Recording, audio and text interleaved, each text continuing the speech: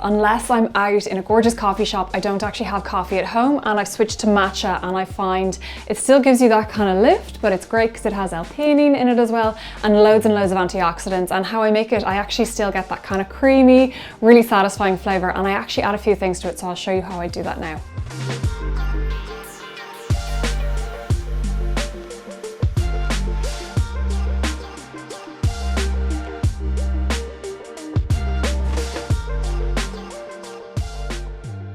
So there are two things I sometimes add to my matcha. One is hemp oil. This is made by a friend of mine based in Galway, and I absolutely love it. I find it's not something I take every day, but definitely if I'm kind of feeling a bit frazzled or stressed out, I do notice supplementation and things like this make a difference. So you can add that into your matcha tea.